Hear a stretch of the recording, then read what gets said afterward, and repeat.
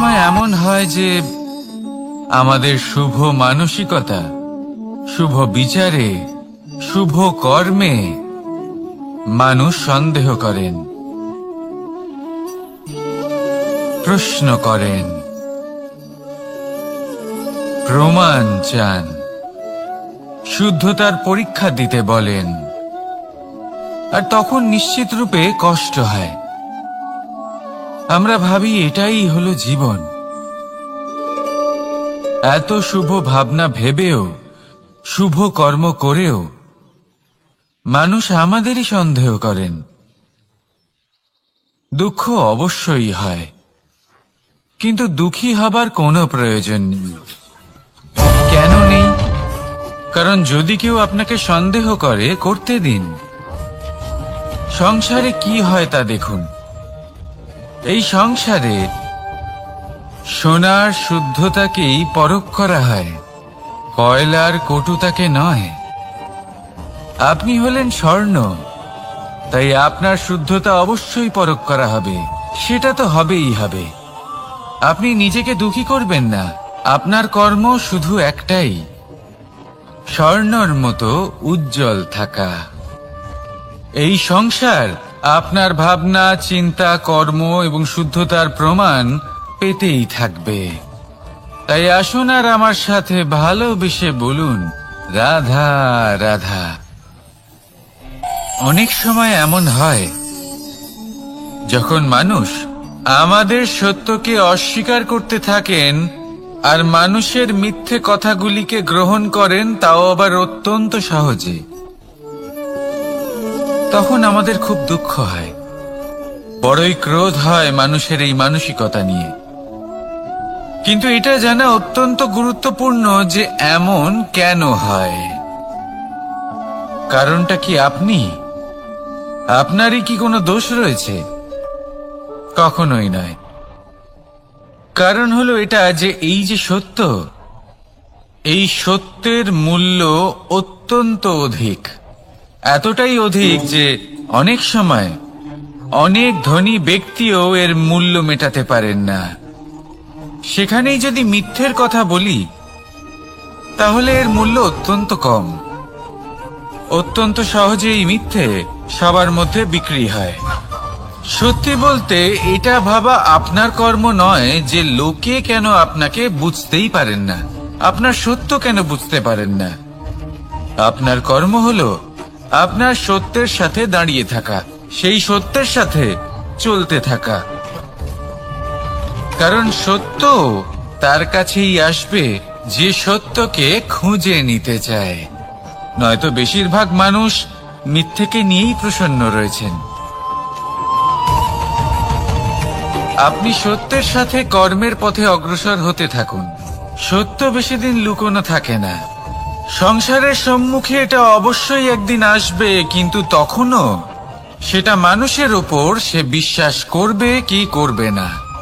আপনি কর্ম করতে থাকুন আর আমার সাথে ভালোবেসে বলুন, রাধা রাধা। জীবনে যখনই আমরা এমন কোনো পথে চলতে চাই যা মূলত কাঁটায় ভরা ছোট পাথর থাকে, যা বিঁধে যেতে পারে, তখন আমরা কি করি? আমরা পাদুকা ব্যবহার করি, আর তারপরে আমরা খুব সরলভাবে সেই পথে অগ্রসর হতে পারি। কিন্তু যদি পাদুকা আর পায়ের মাঝে কোনো ছোট পাথরও এসে ফেসে যায়, তখন কিন্তু আমরা খুব কোমল পথও পার করতে পারবো না। কিছু বুঝলেন আপনারা? এর সারমর্ম হলো এটাই যে আমরা বাইরের যুদ্ধ জয় করতে পারি, সেখানে সফল হতে পারি, কিন্তু তার থেকেও অনেক বেশি গুরুত্বপূর্ণ আর অনেক বেশি কঠিন অন্তরের যুদ্ধ হয়। অন্তরের সমস্যাগুলি হয় লোভ, মোহ, ক্রোধ, লালসা, ভয়। যদি এইগুলি আপনার মধ্যে থাকে, তাহলে আপনি সংসারের যে কোনো স্তরে পৌঁছতে পারেন, অনেক বড় বড় যুদ্ধ জয় করতে পারেন, কিন্তু আপনি সন্তুষ্টি পাবেন না। তাই সর্বপ্রথম নিজেকে শুধরে নিন, তারপরে এই সংসারকে জয় করুন। তবে তার আগে আমার সাথে ভালোবেসে বলুন, রাধা রাধা। কখনো কখনো আমরা কোনো কাজ আরম্ভ করার বিষয়ে ভাবি, তারপর আরো ভাবি, তারপর আরো ভাবি, আর ভাবতেই থাকি। দেখুন, এটা কোনো অন্যায় নয় যে আমরা কোনো কাজ আরম্ভ করার পূর্বে তার বিষয়ে ভাবনা চিন্তা করছি, সেটা বোঝার চেষ্টা করছি, ঠিক আছে, কিন্তু সম্পূর্ণ সময় এই চিন্তায় ব্যর্থ করা উচিত নয়। যদি আপনি বেশি সময় লাগিয়ে ফেলেন, তাহলে সময় আপনার ওপর অবশ্যই রুষ্ট হবে। আর কেনই বা হবে না? আপনি সময় নষ্ট করছেন, আর সেটা উচিত নয়। দেখুন, নিশ্চিতভাবে ভাবনা চিন্তা করুন, বিবেচনা করুন, পূর্ণরূপে করুন, কিন্তু এটাও মনে রাখবেন যে উচিত সময়ের মধ্যে আপনাকে কর্ম আরম্ভ করতেই হবে। যদি ভাবতেই থাকেন, তাহলে কর্ম আরম্ভ করতে পারবেন না। আর এই সময় অত্যন্ত বলশালী। যদি একে সম্মান করেন, তাহলে তা আপনার সাথে থাকবে, আর যদি না করেন, তাহলে থাকবে না। আসুন সময়কে সম্মান করুন, আর আমার সাথে ভালোবেসে বলুন, রাধা রাধা। আপনি কখনো ভেবে দেখেছেন কি সেই জিনিস যা আপনাকে সামনে এগোতে বাধা দিচ্ছে? ধরুন, আপনি কোনো পথ দিয়ে যাচ্ছেন, পা মুচকে গেলে তা আপনাকে সামনে এগোতে বাধা দেয়। সেইভাবেই জীবনে ক্ষুদ্র চিন্তা আপনাকে সামনে এগোতে বাধা দেয়। দেখুন, যদি কোনো চাক থাকে যার মধ্যে ফাটল রয়েছে, তা আপনাকে ভালো মাটির পাত্র বানাতে দেবে না। ঠিক সেইভাবেই কাউকে ঈর্ষা করলে তা আপনাকে মহান হতে দেবে না। আমি উচ্চস্তরীয়, আরো নিচুতে রয়েছে, এই ভাবনা কখনোই আপনাকে উচ্চ স্তরে পৌঁছতে দেবে না। মন থেকে সকল বিকার, ঈর্ষা, মোহ, লোভ, লালসা এই সব ত্যাগ করুন। চিন্তা ভাবনাকে বড় করে তুলুন, ধন্যাত্মক বোধ জাগিয়ে তুলুন, আর সম্পূর্ণ সমর্পিত হয়ে কর্ম করুন। মহানুভবতা আর সাফল্য এই দুই আপনার পদানত হয়ে থাকবে। তাহলে আসুন আর আমার সাথে ভালোবেসে বলুন, রাধা রাধা। খুব বড় একটা প্রশ্ন করতে চলেছি, এই সংসারের সব থেকে বেশি সুখী কে? এবার কেউ বলবে সেই ব্যক্তি যিনি সব থেকে বেশি ধনী, যার কাছে সব থেকে বেশি ধন আছে, আভূষণ আছে, স্বর্ণ আছে। কেউ বলবেন কোন রাজ্যের রাজা, কারণ তিনি শাসন করতে পারেন, তার আদেশ ছাড়া কোনো কাজ সম্ভব নয়, ইত্যাদি ইত্যাদি। এর উত্তর যদি আমি দিই, তাহলে এটুকুই বলবো, সংসারের সব থেকে সুখী ব্যক্তি হলেন তিনি যিনি সন্তুষ্ট। তার কাছে সন্তোষরূপী ধন আছে, যা তাকে সুখী রাখে। এবার এই সন্তুষ্টি, সেটা কিভাবে আসে জীবনে? এটা আসে ধৈর্যের কারণে। ধৈর্যের এই অনুভূতি অত্যন্ত শক্তিশালী। এই ধৈর্যই কিন্তু আমাদের ধরিত্রীকে ধরিত্রী মাতা করে তোলে, কারণ ধরিত্রী মাতা ধারণ করেন, সহ্য করেন, ধৈর্য ধরেন এবং নিজের কর্ম করতে থাকেন। সেটা ধৈর্যই ছিল মাতা সীতার মধ্যে, যা রাবণের অন্ত করে দিল। এই ধৈর্যের কারণেই নারায়ণ কুর্ম অবতার ধারণ করেছিলেন, বড় একটা পর্বতকে পৃষ্ঠে ধারণ করেছিলেন এবং সমুদ্র মন্থনকে সম্ভব করেছিলেন। সেই জন্য সর্বপ্রথম মনের মধ্যে ধৈর্যকে নিয়ে আসুন। এই ধৈর্যই আপনাকে সন্তুষ্টির পথে নিয়ে যাবে, আর এই সন্তুষ্টি আপনাকে লোভ, মোহ এবং লালসার পথ থেকে দূরে নিয়ে সুখের পথে নিয়ে যাবে। আর তখন এই মন প্রসন্ন হয়ে বলবে, রাধা রাধা। এই সংসারে এমন কখনোই হবে না যে আপনি কিছু একটা করলেন কিন্তু তার মূল্য আপনাকে দিতেই হলো না। যে কোনো কাজের জন্য, যে কোনো কর্মের জন্য আপনাকে মূল্য দিতেই হবে। প্রকৃতিও আমাদের এটাই শেখায়। আকাশে দেখুন সূর্যকে, প্রত্যেকদিন আমাদের প্রকাশ প্রদান করেন। এনাকে সূর্য নারায়ণ বলা হয়। ইনি কি মূল্য প্রদান করেন? নিজে জ্বলতে থাকেন। ধরিত্রী মাতা, এই ভূমি, ইনি কি মূল্য প্রদান করেন? প্রহার সহ্য করেন। আমরা এই ধরিত্রীতে প্রহার করে মাটি খুঁড়ে তাতে বীজ বপন করি, তবেই আমরা অন্ন লাভ করি, তবেই ফসল পাই। জীবনে যদি আপনাকে সফল হতে হয়, সম্মান পেতে হয়, যশ পেতে হয়, তাহলে আপনাকে মূল্য দিতেই হবে। যদি আপনি সাফল্য লাভ করতে চান, তাহলে দিন রাত আপনাকে ত্যাগ করতে হবে, যেখানে সমগ্র সংসার সন্তোষ অনুভব করছে আর আপনাকে করতে হচ্ছে পরিশ্রম। যদি আপনি সম্মান প্রাপ্ত করতে চান, তাহলে আপনাকে সেই সুখ ত্যাগ করতে হবে যা সবার কাছে রয়েছে। যদি আপনি যশ লাভ করতে চান, তাহলে নিজের অন্তরকে মেরে ফেলা আপনাকে শিখতে হবে, তবেই আপনি যশ লাভ করবেন। জীবনে শুধুমাত্র ধন মূল্যবান নয়, কিন্তু এই যে মূল্যের কথা আমি বলছি, সেটা যদি আপনি দিতে পারেন, তাহলে নিশ্চিত রূপে এটা আপনাকে আরো মূল্যবান করে তুলবে, নিশ্চিত রূপে গড়ে তুলবে। তাহলে এটাই করুন আর আমার সাথে ভালোবেসে বলুন, রাধা রাধা। असतो मा सद्गमय, तमसो मा ज्योतिर्गमय, मृत्युर्मा মৃতঙ্গময়। জ্ঞান সেটাই যা অসত্য থেকে সত্যের পথে চালিত করে। প্রকাশ সেটাই যা অন্ধকার থেকে আলোর পথে নিয়ে আসে। জীবন সেটাই যা মৃত্যু থেকে অমরত্বের পথে নিয়ে যায়। এবার এই তিনটে, জ্ঞান, জীবন এবং প্রকাশ, একই রকম। শূন্য থেকে এর উৎপত্তি হয় এবং আস্তে আস্তে আপনার জীবনে বিস্তার লাভ করে। এবার আমরা এটাই ভাবি যে কেমন করে এই তিনটিকে আগলে রাখা যায়। এর উত্তর হলো, এদের আগলে রাখার প্রয়োজনই নেই, ভাগ করে দিতে হবে। কোন বৃক্ষকেই দেখে নিন, একটি বৃক্ষ অনেক বছর ধরে বেঁচে থাকে। কেন? কারণ সে ভাগ করে দিতে জানে। সে নিজের বীজ ছড়িয়ে দেয়, এই ধরিত্রীতে দেয়, সেই বীজ যা অঙ্কুরিত হয়ে এক নতুন বৃক্ষকে জন্ম দেয়। শুধু ছড়িয়ে দিয়ে একটি বৃক্ষ জীবন দান করতে পারে।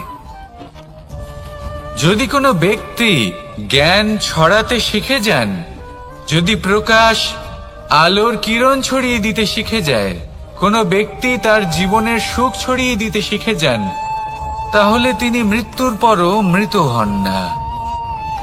এই ভাগ করে দেওয়ার সুখটাই কিছুটা আলাদা। এই সুখ অনুভব করুন আর আমার সাথে ভালোবেসে বলুন, রাধা রাধা। এই সংসারের সব থেকে বড় যুদ্ধ কোনটা? দেব-অসুরের যুদ্ধ যা অনেক বছর ধরে চলেছিল, নাকি রাম রাবণের যুদ্ধ, নাকি মহাভারত? না, সংসারের সব থেকে বড় যুদ্ধ হলো সেইটা যা নিজের সাথে লড়া হয়, নিজের মনের সাথে লড়া হয়, নিজের অন্তরের সাথে লড়া হয়। এটাই সব থেকে বড় যুদ্ধ। এবার নিজেই দেখুন আপনার সব থেকে বড় শত্রুকে। আপনার স্বার্থ, আপনার কামনাগুলি, আপনার অহংকারগুলি, যা আপনাকেই নষ্ট করে দেয়। যদি এদের ওপর আপনি বিজয় লাভ করতে পারেন, তাহলে ধরে নিন এই সংসারে সবার ওপরে আপনি বিজয় লাভ করতে পারবেন। এই সংসারে কেউ আপনাকে পরাজিত করতে পারবে না, কিন্তু তার জন্য প্রয়োজন অনুভূতির। অনুভূতি ভালোবাসার, অনুভূতি অনুপ্রেরণার। যে ব্যক্তি ভালোবাসতে পারেন এবং প্রেরণা দিতে পারেন তিনি চিরকাল জয়লাভ করতে পারেন। নিজের কাছে ভালোবাসার এক অস্ত্র রাখুন আর প্রেরণার এক ঢাল। জীবনে কেউ আপনাকে পরাজিত করতে পারবে না। আসুন আর আমার সাথে ভালোবেসে বলুন, রাধা রাধা। মানুষ চিরকাল বড় মানুষ হয়ে উঠতে চায়, সবসময় সেই নিয়ে কল্পনা করে। কিন্তু প্রশ্ন হলো এটাই যে মানুষ বড় কখন হতে পারে? যখন সে ধনী হয়ে ওঠে, নাকি যখন তার কাছে সম্মান থাকে, নাকি যখন রূপবান হয় বা অধিক শক্তিশালী হয়? মানুষ বড় মানুষ তখনই হতে পারে যখন বিপদের সময় সে অন্য কোনো মানুষের পাশে এসে দাঁড়ায়। তাই সর্বপ্রথম এটা শিখুন। হয়তো এই জন্যই হনুমান শ্রীরামের কাছে এতটা বড়, আর হয়তো এই জন্যই বলরাম দাদা আমার কাছে এত বড়।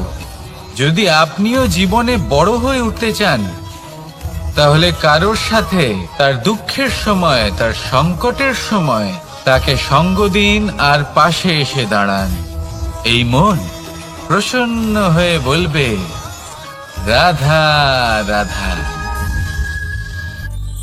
জীবনে সবথেকে বেশি গুরুত্বপূর্ণ বস্তু কি? বাড়ি, বাহন, সোনা, ধন? যদি আমি সত্যি বলি তাহলে জীবনে সবথেকে বেশি গুরুত্বপূর্ণ বস্তু কোনো বস্তুই নয়। যদি কিছু গুরুত্বপূর্ণ থাকে তাহলে তা হলো অনুভূতি, করুণা, মিত্রতা, মাতৃত্ব, বাৎসল্য, আর সবথেকে বেশি গুরুত্বপূর্ণ ভালোবাসা। নিজেদের এই জীবনে যদি আপনি শুধুমাত্র বস্তুর খেলাতে মেতে থাকেন তাহলে জীবনে আনন্দ কখনোই থাকবে না। নিজের এই জীবনকে অনুভূতির পীঠস্থান বানিয়ে তুলুন। এই মন প্রসন্ন হয়ে বলবে, রাধা রাধা। যখনই কোনো ঘূর্ণিঝড় আসে, কোনো প্রলয়ে আসে, তখন দেখবেন তা কত বৃহৎ প্রভাব ফেলে, কত বড় বিনাশ ঘটায়, বিধ্বংস সৃষ্টি করে। যখন বন্যা আসে তখন কত গভীর প্রভাব ফেলে, কত সর্বনাশ ঘটায়। নদীর পাড়ও ভেঙে বয়ে নিয়ে যায়। সেখানে কোনো গাছকে দেখুন, শান্তভাবে দাঁড়িয়ে থাকে, চুপ করে, আর নিজের কাজ করে, ছায়া প্রদান করে, ফল প্রদান করে, কোনো শব্দ না করেই নীরবে কর্ম করে। যদি নদীর কথা বলি, নদী যখন বয়ে চলে খেতে জল প্রদান করে, বনস্পতিদের প্রাণ প্রদান করে, আমাদের পানীয় জল দেয়। এত মহান কাজ করে কোনো শব্দ না করে, নীরবতার সাথে। এ হলো এক শিক্ষা যে এই সংসারে যারাই মহান কর্ম করেন তারাই নীরব থেকে সেই কর্ম করতে থাকেন, কারণ ওনারা জানেন যে গুরুত্বপূর্ণ প্রচার নয় বরং কর্ম। আর যারা রুদ্রের সাথে থাকেন, কোলাহল করেন, তারা শুধুমাত্র ধ্বংসই করেন। এবার আপনি মৌন থেকে শুধুমাত্র কর্ম করে মহান হতে চান, নাকি রুদ্রের সাথে থেকে বিধ্বংস ঘটাতে চান? সিদ্ধান্ত আপনারই। আসুন আর আমার সাথে ভালোবেসে বলুন, রাধা রাধা। আপনি জীবনে কি হবেন সেটা আপনার পরিশ্রম, আপনার নিরন্তর প্রয়াস আর আপনার নির্বাচিত দিশার উপর নির্ভর করে না। এটা নির্ভর করে আপনার সঙ্গতির উপরেও। এই সঙ্গতি যা হলো অত্যন্ত গুরুত্বপূর্ণ। প্রকৃতিও আমাদের এটাই শেখায় বিভিন্ন উদাহরণ দিয়ে। যদি আপনাকে একটা উদাহরণ দিই, কখনো বাতাসের প্রবাহ লক্ষ্য করবেন। এই বাতাসের প্রবাহ যখন কোনো পুষ্পকে স্পর্শ করে সেও সুগন্ধে পরিপূর্ণ হয়ে যায়। এই বাতাসের প্রবাহ যখন কোনো নালীর উপর দিয়ে প্রবাহিত হয় তখন সেও সুগন্ধহীন হয়ে যায়। এ সঙ্গতির প্রভাব যা মানুষকে কোথা থেকে কোথায় নিয়ে যেতে পারে আপনি জানতেও পারবেন না। এ হলো সঙ্গতির প্রভাব, যেখানে চানার সাথে গুড়ও মিশে যেতে পারে। এ হলো সঙ্গতিরই প্রভাব, যেখানে একটা সাধারণ পাথর স্বর্ণের সাথে মিশে গিয়ে একটা রত্নে পরিণত হতে পারে। তাই এই সঙ্গতির বিষয়ে বিশেষ খেয়াল রাখবেন। আপনি কার সাথে মিশছেন, কি বলছেন, কি শিখছেন, আপনার অস্তিত্বের উপর তাদের কি প্রভাব পড়ছে সব লক্ষ্য করবেন। আর আমার সাথে ভালোবেসে বলবেন, রাধা রাধা। কর্ম এবং ফল। মানুষের স্বভাব হলো এটাই যে তিনি নিজের প্রত্যেক পরিশ্রমের প্রতিফল প্রার্থনা করেন। বেশিরভাগ সময় এই ফলাফলের চিন্তা করতে করতে, কল্পনা করতে করতে উনি কর্ম করতে থাকেন যে আমি এই কাজটা করলে এই ফল পাবো। সেই সব কল্পনা করতে থাকেন যা না তার হাতে আছে, না আছে অধিকার, আর না আছে নিয়ন্ত্রণ। উনি শুধু নিজের কর্ম করতে পারেন। উনি কি ফল পাবেন তা তার হাতে কখনোই নেই। তাই আপনিও শুধুমাত্র কর্ম করতে থাকুন, ফলের চিন্তা করবেন না। মনে রাখবেন, শিকড় এবং শাখা যেভাবে একে অপরের সাথে জড়িয়ে, সেইভাবেই একে অপরের সাথে জড়িয়ে কর্ম এবং ফল। যেরকম কর্ম আপনি করবেন সেরকম ফল আপনি অবশ্যই পাবেন। তাই এই ফলের আশায় কর্মের সময় কখনোই নষ্ট করবেন না, কারণ যে ব্যক্তি সময় নষ্ট করেন সময় সেই ব্যক্তিকে অবশ্যই নষ্ট করে দেয়। কর্ম করুন নিঃস্বার্থভাবে, ফলের চিন্তা করবেন না। আর আমার সাথে ভালোবেসে বলুন, রাধা রাধা। কর্ম এবং ফল। দেখতে গেলে এই সমস্ত ব্রহ্মাণ্ড এই দুইয়ের মাঝেই স্থির হয়ে আছে।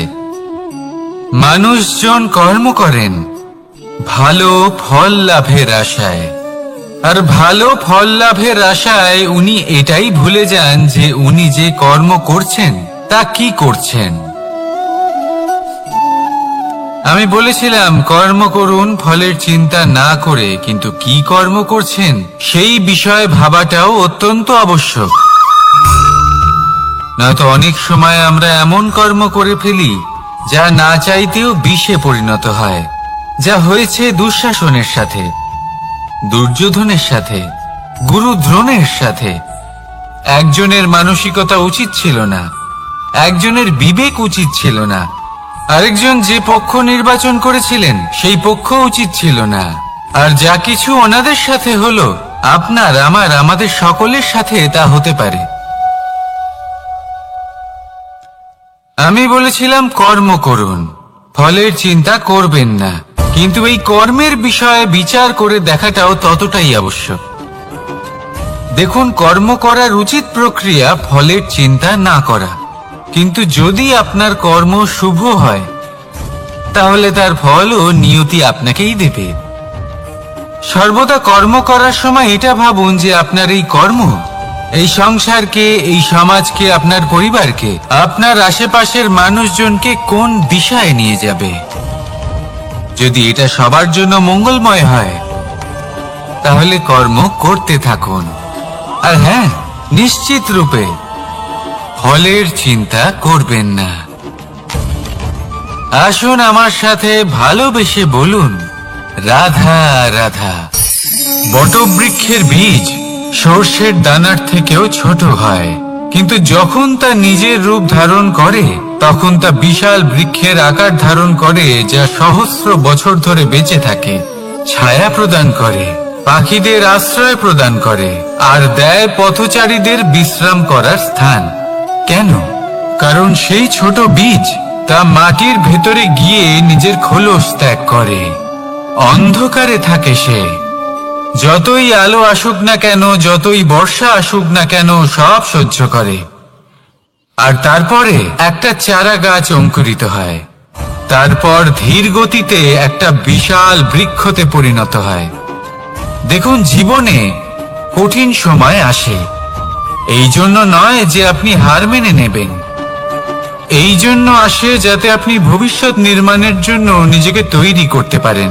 যদি কঠিন সময়ে আপনি ওই বীজের মতো দৃঢ় হয়ে থাকতে পারেন, তাহলে আপনিও একদিন সেই বিশাল বৃক্ষের মতো নিজের অস্তিত্ব গড়ে তুলতে পারবেন, যা সহস্র বছর পর্যন্ত মনে রাখা হবে।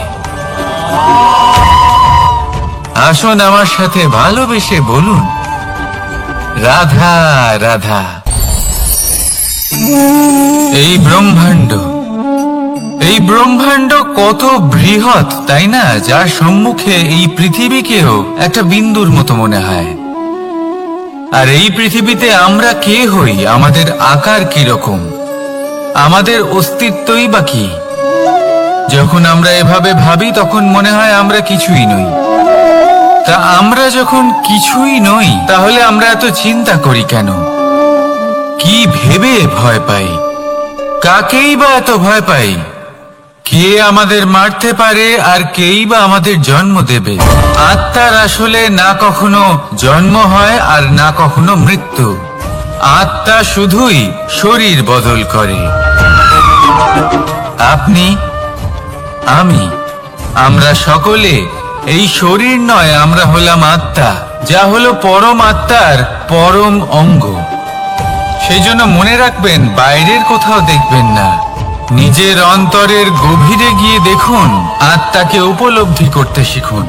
ক্লেশ, ভয়, চিন্তা, এই সব কিছুর থেকে নিজেকে দূরে রাখুন, তাহলেই উপলব্ধি করতে পারবেন পরমাত্মাকে। তাহলে আসুন আমার সাথে ভালোবেসে বলুন, রাধা রাধা। পরিবর্তন এই সংসারের শাশ্বত নিয়ম। কোন রাজা নেই যিনি চিরকাল রাজা থাকেন, কোন ধনী ব্যক্তি নেই যিনি চিরকাল ধনী থাকবেন। এই সংসারে সূর্যের স্থান নেওয়ার জন্য চন্দ্রিমার আগমন ঘটে। কোন স্থান যাকে পতিত বলা হয়েছিল, সেখানে মহল তৈরি হয়েছে। কোন স্থান যাকে আজ মলিন বলা হয়েছে, কাল সেখানে মন্দিরও স্থাপন হতে পারে। কোন ঋতু চিরকালের জন্য থাকে না, কখনো সময় চিরকাল একরকম থাকে না। আজ যা আপনার কাছে রয়েছে, কাল অন্য কারোর ছিল। আজ যা আপনার কাছে রয়েছে, কাল তা অন্য কারোর কাছে চলে যাবে। আপনার সাথে কিছু থাকলে তা হলো আপনার কর্ম, কিন্তু সেই কর্মের পরিণামও আপনার নয়। আপনি শুধু কর্ম করুন, বাকি সবকিছুই পরিবর্তনশীল। কিন্তু সেই পরিবর্তনকে দেখে ভয় পাওয়ার প্রয়োজন নেই, তাকে স্বাগত জানান। যদি আপনি হাসি মুখে সেই পরিবর্তনকে স্বাগত জানান, তাহলে এই পরিবর্তনও হাসি মুখে আপনার সাথে থাকবে। আসুন আমার সাথে ভালোবেসে বলুন, রাধা রাধা। সঞ্চয় মানুষের যখন থেকে বোধ বুদ্ধি হয়, সঞ্চয় করতে আরম্ভ করে দেন। সঞ্চয় করতে থাকেন ভোজনের, সঞ্চয় অর্থের, সঞ্চয় শক্তির। নিজের জন্য করেন, নিজের পরিবারের জন্য করেন, নিজের স্ত্রীর জন্য করেন, সন্তানের জন্য করেন, সন্তানের সন্তানের জন্য সঞ্চয় করেন। সঞ্চয় করার জন্য ওনার কাছে অনেক কারণ রয়েছে, কারণ উনি এটা ভাবেন যে এই সঞ্চিত শক্তির জন্য কেউ ওনার কোনো ক্ষতি করতে পারবে না। মানুষ ভুলে যান একটা গুরুত্বপূর্ণ কথা, এই সত্য, উনি এই সংসারে খালি হাতেই এসেছিলেন, আর এখান থেকে ওনাকে খালি হাতেই যেতে হবে। যা এখানকার তা এখানেই থেকে যাবে। আর যদি কিছু ওনার সাথে যায়, তা হলো ওনার কর্ম, আর কিচ্ছু নয়। তাই যদি কিছু অর্জন করতে চান, তাহলে শুভ কর্ম অর্জন করুন, আত্মশক্তি অর্জন করুন, কারণ পরলোকে এটাই হবে আপনার সম্পত্তি। তাহলে কি এটা আপনি অর্জন করতে চান না? আসুন আর আমার সাথে ভালোবেসে বলুন, রাধা রাধা। সদিচ্ছা। দেখতে গেলে 3 অক্ষরে তৈরি এই শব্দ, কিন্তু সমস্ত ত্রিলোক তার উপরেই আধারিত। আপনি এই সংসারে এসেছেন, তখন অবশ্যই শ্বাস নেবেন, কিন্তু তার বদলে আপনাকে কিছু তো দিতেই হবে। আপনার উপর নির্ভর করছে আপনি কি দেবেন। কি দেবেন এই সংসারকে, এই সমাজকে, নিজের পরিবারকে, আর তার বদলে কি নেবেন? যশ নাকি অপযশ? দেখুন, এক ছিল রাবণ, যে কিনা সমুদ্র পার করল সীতাকে অপহরণ করার জন্য, আর এক ছিলেন রামচন্দ্র, যিনি সমুদ্র পার করেছিলেন, সেতু বানিয়ে গিয়েছিলেন সীতাকে ফিরিয়ে নিয়ে আসার জন্য। দুজনেই সমুদ্র পার করেছিলেন, শুধু পার্থক্য ছিল সদিচ্ছাকে বোঝার, লক্ষ্যের। অনেক মানুষের যাত্রা একরকম হতেই পারে, কিন্তু আনন্দ তখনই লাভ করবেন যখন লক্ষ্য শুভ হবে, মহান হবে। এই লক্ষ্য দিয়ে এই সংসারের কল্যাণ হবে এবং মানুষের সম্মান হবে।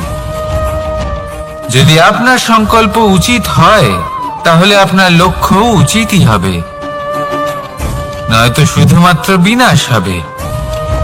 আর উচিত এটাই হবে যে বিনাশের হাত থেকে যেন নিজেকে বাঁচানো যায়, কি বলেন? তাই জীবনে যে লক্ষ্য স্থির করছেন, মনে রাখবেন তা যেন শুভ লক্ষ্য হয়। যদি এরকম হয়, তাহলে আপনার যাত্রা, আপনার জীবন দুটোই শুভময় হবে। আসুন আর আমার সাথে ভালোবেসে বলুন, রাধা রাধা। সুরক্ষা। এই সুরক্ষা আসলে কি? এটা কি কোনো কবচ, নাকি কোনো সীমা? এই সুরক্ষা আসলে অন্য কিছু।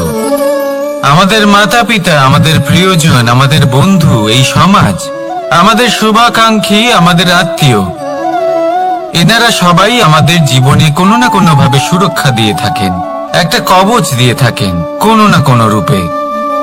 কিন্তু দেখতে গেলে আমাদের পরাক্রমের পথে, আমাদের বীরত্বের পথে, আমাদের সাহসের পথে এই সুরক্ষাই সব থেকে বড় বাধা হয়ে দাঁড়ায়।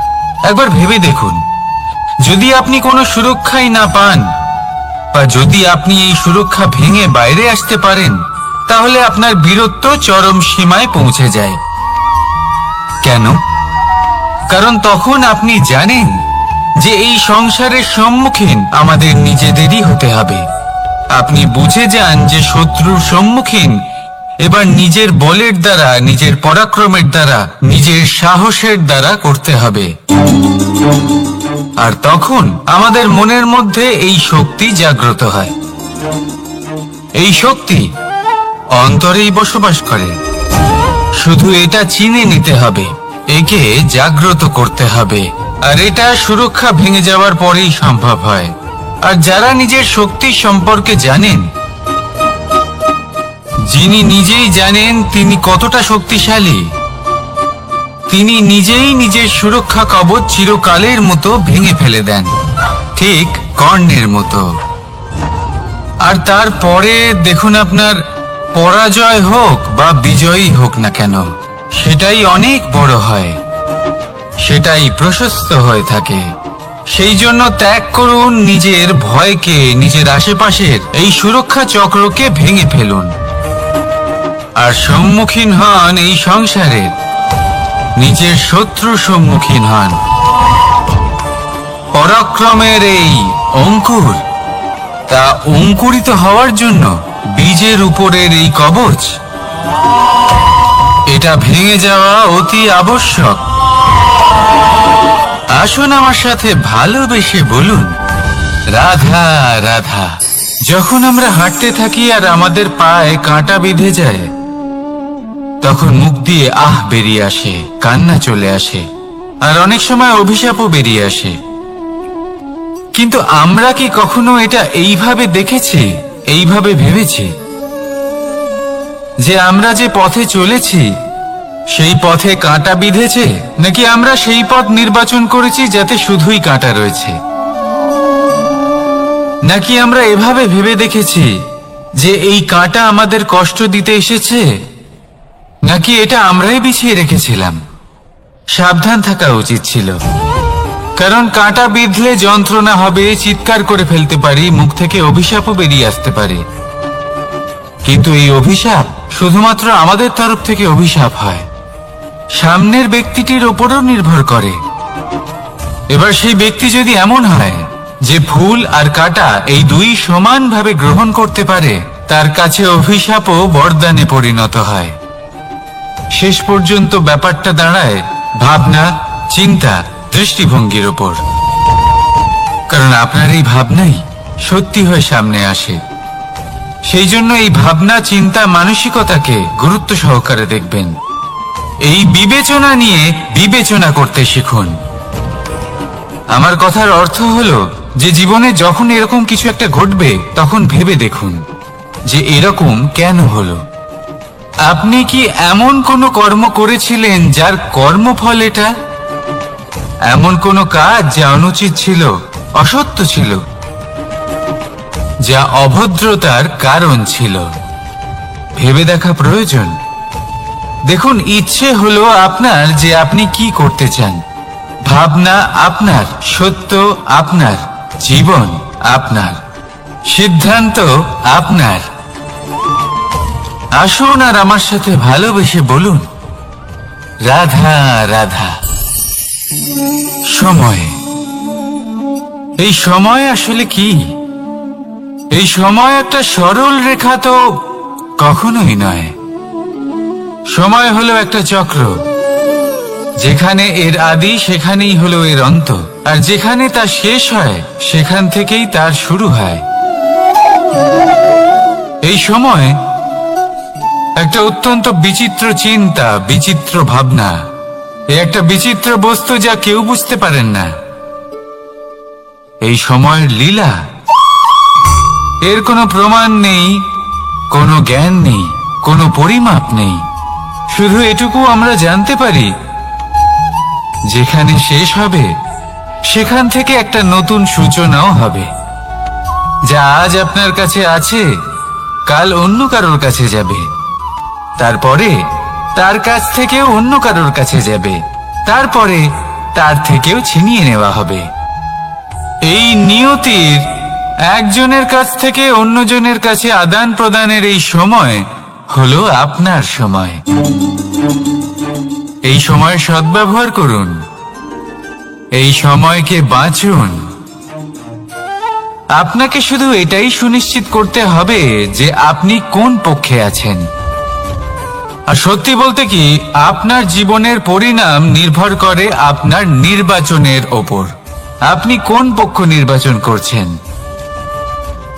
তাহলে মনে রাখবেন, জীবনে সেই পক্ষই নির্বাচন করবেন যা চয়ন করার পরে আপনি সুখ অনুভব করবেন, আপনি সন্তোষ লাভ করবেন, প্রসন্নতা লাভ করবেন। আর আমি এটাই সুনিশ্চিত করব যে এই পক্ষ যেন শান্তির পক্ষ হয়, এই পক্ষই যেন প্রেমের পক্ষ হয়। তাহলে চিন্তা করবেন না, আর আসুন আমার সাথে ভালোবেসে বলুন, রাধা রাধা। দৃষ্টি আর দৃষ্টিভঙ্গি, এই সমগ্র লীলা হলো এই দুইয়ের। বিচিত্র হতে পারে, কিন্তু এটাই সত্যি। এবার আপনাকে একটা উদাহরণ দিয়ে বোঝাই। অনেক সময় আপনি কোনো ব্যক্তিকে এটা বলতে শুনবেন যে আমি আমার নিজের উপরে গর্ব করি, আমি নিজেকে নিয়ে গর্ব করি, আমি খুব ভালোভাবে আমার মা বাবার সেবা করি, ওনাদের আমি সবসময় সুখী রাখি, ওনাদের আমি একটা বাড়ি দিয়েছি, সকল সুখ সুবিধা দিয়েছি, ওনাদের জীবনে প্রত্যেক জিনিস দিয়েছি আর দেব যা তাদের প্রয়োজন। এবার আমাকে বলুন যে আপনি কে হন? আপনি হলেন সেই বীজ যা আপনার মাতা পিতা রোপণ করেছেন। আপনার মা বাবাই আপনাকে এই সংসারে জন্ম দিয়েছেন। এবার এইসব কথার কি তাৎপর্য? এই হলো সেই ব্যক্তির দৃষ্টিভঙ্গি। এবার দেখা যাক এই প্রকৃতি আমাদের কি শেখায়। কখনো কোনো গাছকে দেখবেন যখন সেই গাছে ফল আসে, সে মালিকে এটা বলে না যে দেখো আমি তোমাকে ফল খেতে দিচ্ছি। সেই বৃক্ষ এটা বলে না যে দেখো আমি তোমায় আহার করতে দিচ্ছি, কারণ ও জানে যে এটা হলো সেই মালির পরিশ্রম, এটা হলো তারই কর্মের ফল, আর এটা তারই পাওয়া উচিত। সে বলে যে তোমার জিনিস তোমাকেই অর্পণ করলাম, এ আমার জিনিস নয়। ও জানে সেই মালির গুরুত্ব আসলে কি, এটা হলো তার দৃষ্টিভঙ্গি। সেই জন্য আপনি জীবনে কোন ব্যক্তির মধ্যে, কোন পশু পাখির মধ্যে, কোন প্রাণীর মধ্যে, কোন পরিস্থিতিতে, কোন আবেগের মুহূর্তে কি দেখতে পাচ্ছেন, সেটা আপনার দৃষ্টিভঙ্গির উপরে নির্ভর করছে। তাই নিজের মন